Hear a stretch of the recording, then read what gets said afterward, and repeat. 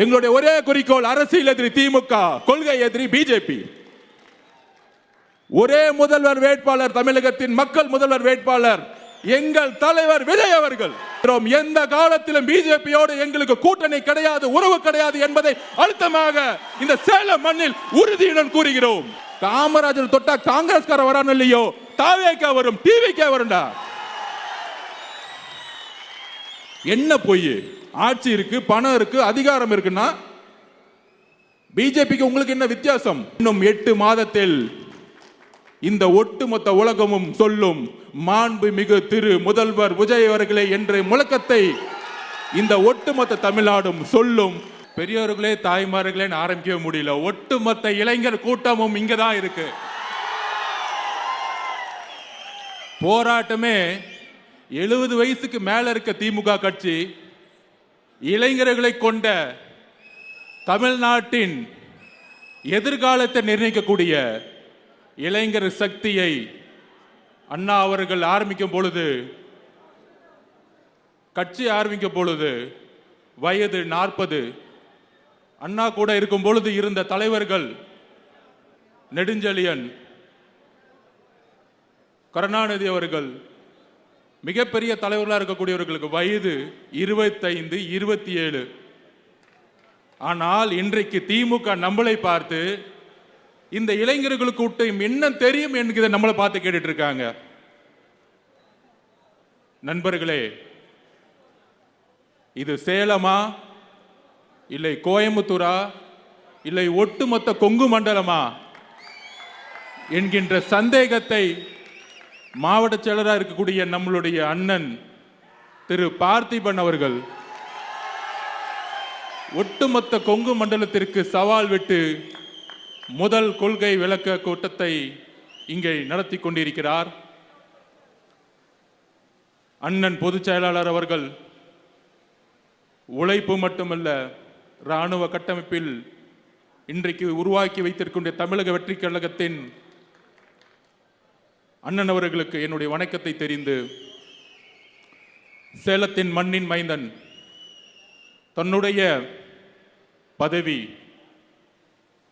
ஒரு சுகமான வாழ்வு, தன்னுடைய படிப்பு, தன்னுடைய எதிர்காலம் எல்லோற்றையும் தூக்கி எறிந்து இந்த வயதில் சேலம் மக்களுக்காகவும் தமிழ்நாட்டு மக்களுக்காகவும் தன்னுடைய பதவியை துறந்து இன்றைக்கு நம் முன் மக்கள் சேவைக்காக வந்திருக்கக்கூடிய என்னுடைய ஆருயிர் நண்பன் திரு அருள்ராஜ் IAS அவர்களே,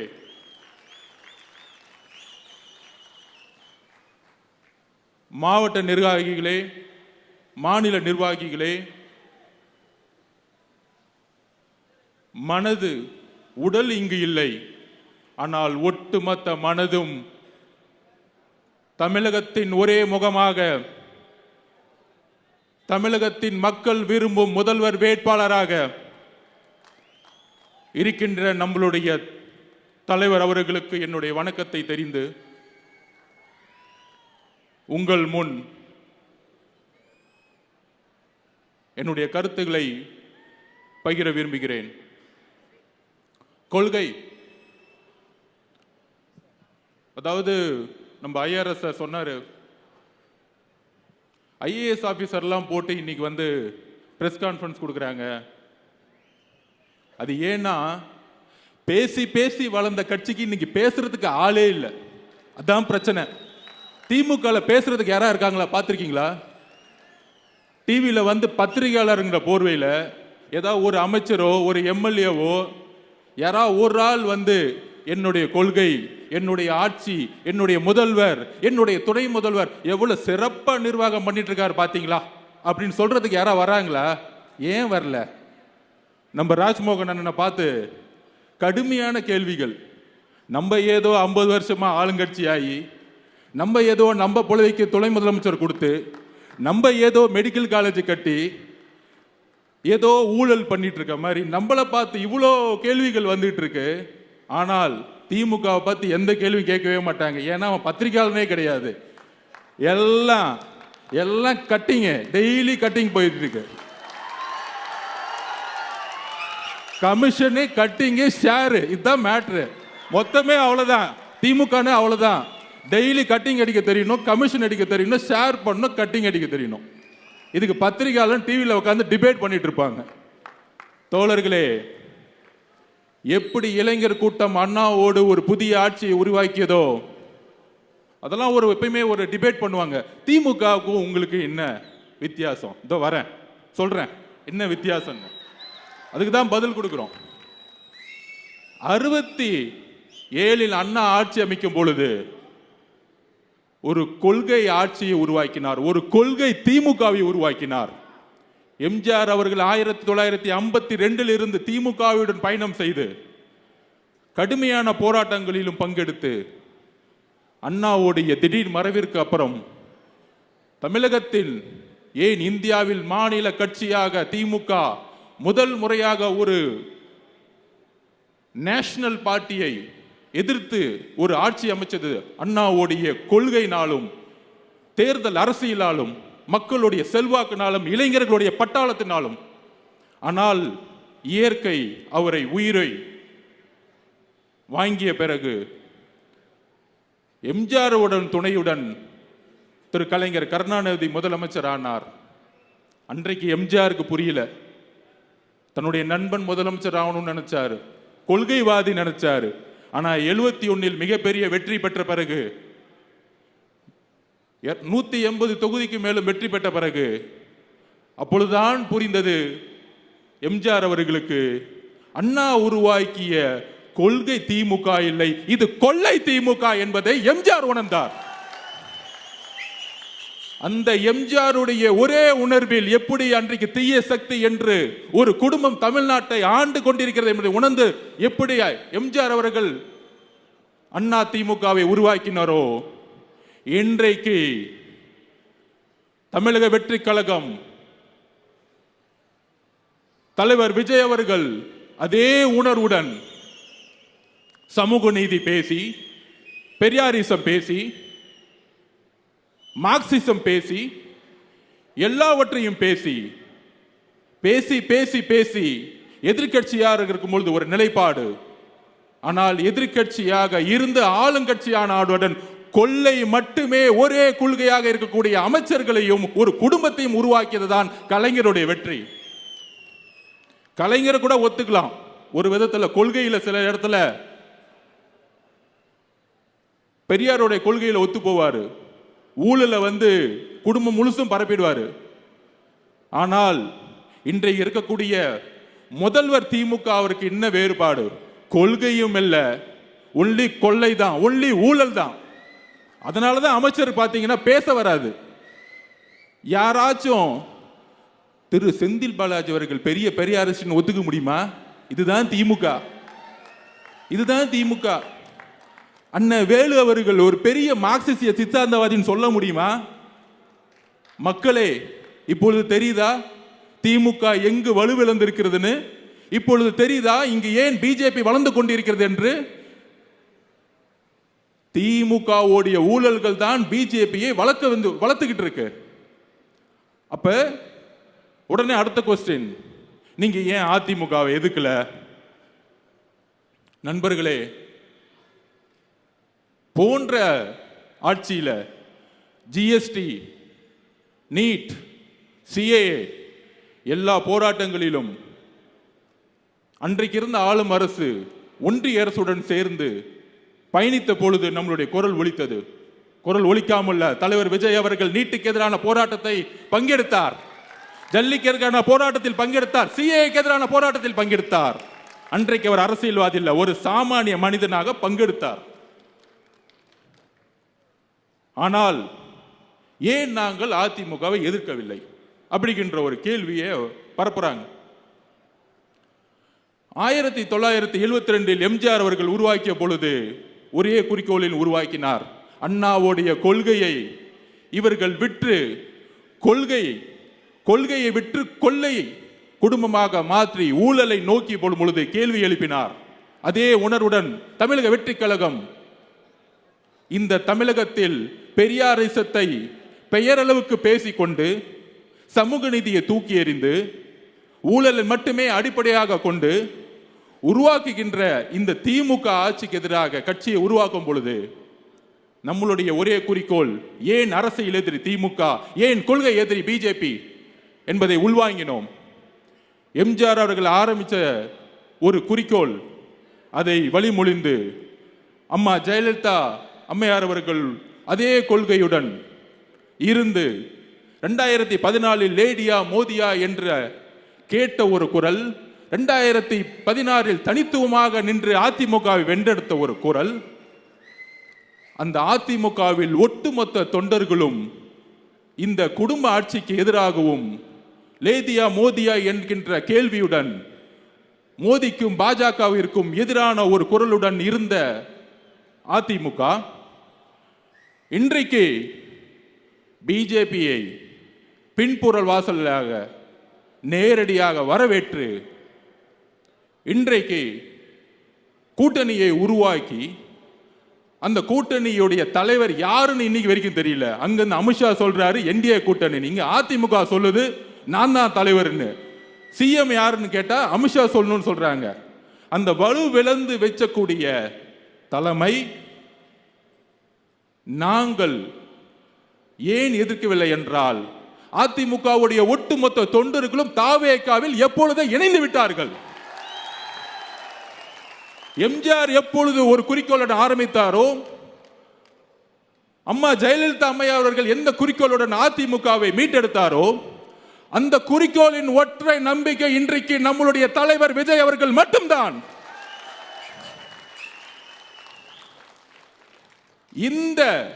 இந்த கொள்கை, இந்த கொள்கையற்ற அரசியல்னால் தான் இன்றைக்கு திமுக சுலபமா லாஸ்ட் 3 தேர்தலில் வெற்றி பெற்றது.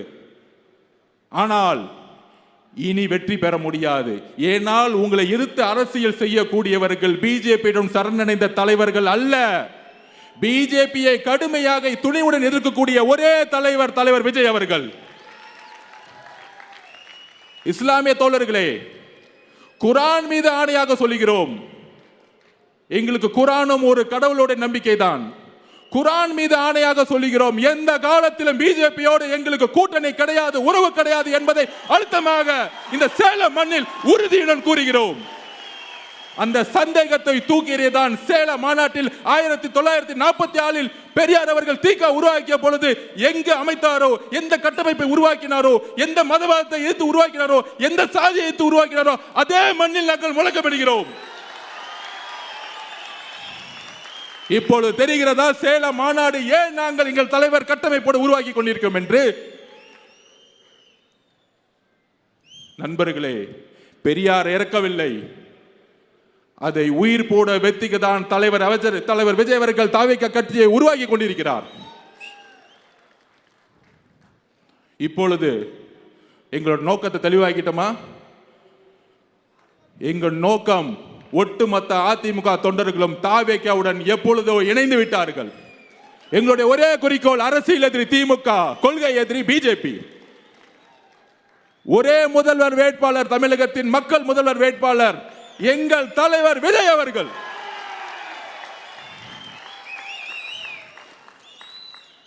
சோ அஜெண்டா கிளியர் பண்ணிட்டோம். இந்த பத்திரிகையாளர்கள் பேசிட்டு இருப்பாங்க பாருங்க, டிவியில் உட்காந்து, எல்லாத்துக்கும் நீ மெசேஜ் கொடுத்துட்டோம்.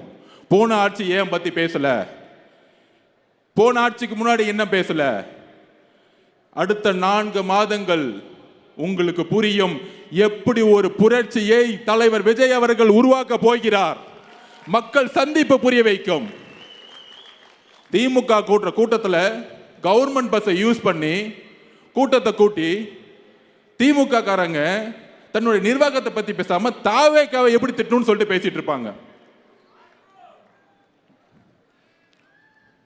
சோ நமக்கான குறிக்கோள் செட் ஆயிருச்சு, நமக்கான அஜெண்டா செட் ஆயிருச்சு. தேர்தல் என்பது யுத்தம். யுத்தத்திற்கு நாம் தயாராக வேண்டும். அப்படி உடனே கேட்பாங்க, தாவேகாக்கு கட்சியோடைய பலம் இல்லையே, அங்கெல்லாம் இளைஞர் கூட்டம் தானே இருக்கிறாங்க, ஒன்னே ஒன்று புரிஞ்சுக்கோங்க. 1967 அண்ணா ஜெயிக்கும் பொழுது ராமநாதபுரத்தில் ஒரு மிகப்பெரிய மன்னர் குடும்பம், அதை எதிர்த்து வெற்றி பெற்றவர் சாதாரண குதிரை வண்டியை ஓட்டிட்டு இருந்த ஒரு சாதாரண ஆள். 77 யாரெல்லாம் ஜெயிச்சா? நம்மள மாதிரி இளைஞர்கள். நம்மளால் முடியும், நம்மளால் முடியாது எதுவுமே கிடையாது. சோ அந்த உணர்வை நம்ம உருவாக்கணும். நான் இன்றைக்கு சொல்லுகிறேன், இதே சேலம் மாநகரில் 11 எம்எல்ஏ சீட்டும் நம்ம ஜெயிக்க முடியும். அதற்கான சூழலை நம்ம ஏற்படுத்துவோம். ஒட்டுமொத்த கொங்கு மண்டலம் நமக்காக திரும்பும். ஆனால் அதற்கான போராட்டத்தை நாம் உருவாக்க வேண்டும். நம்மளுடைய அஜெண்டாவை எல்லாம் செட் பண்ணி இன்னைக்கு இவர் கூட கூட்டணி போவாரா, அவர் கூட கூட்டணி பண்ணுவாரா? நாங்க கூட்டணி பத்தியே பேசலையே. ஏன் கூட்டணி போட்டாதான் ஜெயிக்க முடியுமா? உங்களுக்கு வலு இல்லை, எங்களுக்கு வலு இருக்கு. எங்களுக்கு தெரியும் எப்படி ஜெயிக்கணும்னு. நண்பர்களே, ஒன்னே ஒன்று புரிஞ்சுக்கோங்க. 1977க்கு அப்புறம் எந்த கட்சிக்கும், ஆரம்பிக்கப்பட்ட எந்த கட்சிக்கும், திரு விஜயகாந்த் அவர்களுக்கோ வைகோ அவர்களுக்கோ யாரும் 10% மேல் தாண்டல. ஆனால் முதல் முறையாக வரலாற்றில் இன்னைக்கு ஒட்டுமொத்த தொலைக்காட்சிகளும் 25% இருக்குன்னு சொல்லக்கூடிய வலிமையை நம்மளுடைய கட்சி உருவாக்கி இருக்குன்னா நமக்கு பலம் இல்லைன்னு எப்படி சொல்ல முடியும்? இதே 6 மாசத்துக்கு முன்னாடி என்ன ஊடகம் சொல்லுச்சு? 6%, 8%. இதே பத்திரிகையாளர்கள் 10%. இன்றைக்கு 25%. அவ்வளவுதான். இன்னும் 8 மாசம் கழிச்சு 30% தலைவர் முதலமைச்சர் ஆயிட்டாருங்கிற உருவாக்குவோம். இங்க ஒரு அடிப்படை அரசியல் இல்லாமல், அடிப்படை மக்களுடைய சப்போர்ட் இல்லாம, அடிப்படை ஓட் பேங்க் சொல்றாமே, ஓட் பேங்க் கிடையாது, மக்களுடைய நம்பிக்கை இல்லாமல் கூட்டணியை உருவாக்க முடியாது. அது உதாரணம் சொல்லவா? ஒரு 3 நாளுக்கு முன்னாடி ஒரு பொய்யை உருவாக்கினாங்க திமுக. அதாவது காமராஜ் அவர்கள் கலைஞருடைய கையை பிடிச்சி ஜனநாயகத்தை நீங்க தான் உருவாக்கணும். என்ன ஒரு பொய்! 2 பேருமே உயிரோடு இல்லை. அதுல ஒரு கட்டமைக்கிறாங்க. அதாவது என்ன கட்டமைக்கிறாங்கன்னா, திமுக காமராஜர் கலைஞருக்கே அவர்கிட்ட பொறுப்பை படைச்சிட்டு போயிட்டாராம். காங்கிரஸ் தோழர்களை ஒரே ஒரு வேலுசாமி அண்ணன் எந்திரிச்சு நின்று இன்னைக்கும் பேசிக்கிட்டு இருக்காரு. உண்மையை பேசிட்டு அடிச்சு வெளுக்கிறாரு. நான் இப்பதான் பாக்குறேன், ஒரே ஒரு காங்கிரஸ்காரர் தன்மானத்தோட வெளியே வந்து பேசிக்கிட்டு இருக்காரு. காங்கிரஸ் தோழர்களே, உங்களை உயிருடன் முழுங்கி கொண்டிருக்கிறார்கள் திமுக நம்பிக்கைகள். உங்களுடைய கொள்கை ஏன் காமராஜர் எழுத்தன்னா, என்னுடைய கொள்கை தலைவர் காமராஜ் அவர்கள். நீ அங்க தொட்டா நான் இங்க அடிப்பேன். ஞாபகம் வச்சுக்கோ. காமராஜர் தொட்டா காங்கிரஸ்கார வரான்னு இல்லையோ, தாவேக்கா வரும், டிவிக்கா வரும்டா. என்ன பொய்? ஆட்சி இருக்கு, பணம் இருக்கு, அதிகாரம் இருக்குன்னா பிஜேபிக்கு உங்களுக்கு என்ன வித்தியாசம்? என்ன வேறுபாடு? அதே காவல்துறை வச்சு அடக்குமுறை. நேத்து ஒன்று புரட்சிகரமா ஒரு பிளான் பண்ணாரு நம்ம பொதுச் செயலாளர். திருவள்ளூர்ல 10 வயசுல ஒரு பாலியல் பலாத்காரம் 9 நாள் ஆச்சு, கண்டுபிடிக்க முடியல. ஆர்ப்பாட்டம் நடத்த பர்மிஷன் கிடையாது. இனிமேட்டு ஆர்ப்பாட்டம் எப்படி தெரியுமா? போலீஸ் ஸ்டேஷன்ல மனு கொடுக்க வேண்டியதான். 5000 பேர் மனு கொடுப்போம், வாங்க ஸ்டேஷனுக்குள்ள போயிடலாம். எனக்கு ஆர்ப்பாட்டம் கொடுக்கல. எங்களோட போராட்டம் எப்படி இருக்குன்னா, நீ எனக்கு ஆர்ப்பாட்டம் கொடுக்கல, பர்மிஷன் கொடுக்கலன்னா நாங்க மனு கொடுப்போம் 5000 பேர் வந்து உன் போலீஸ் ஸ்டேஷன்ல.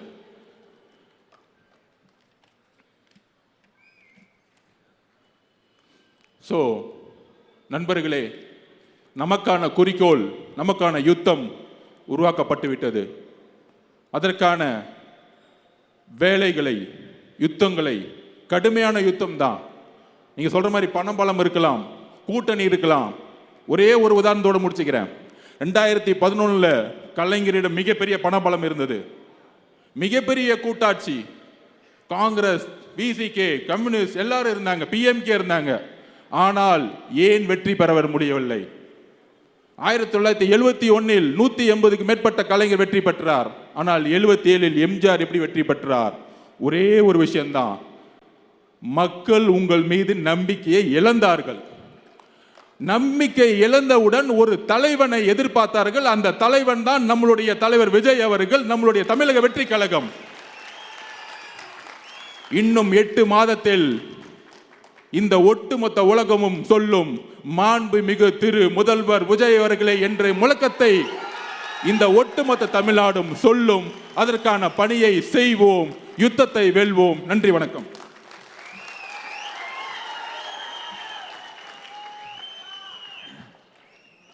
மக்களே,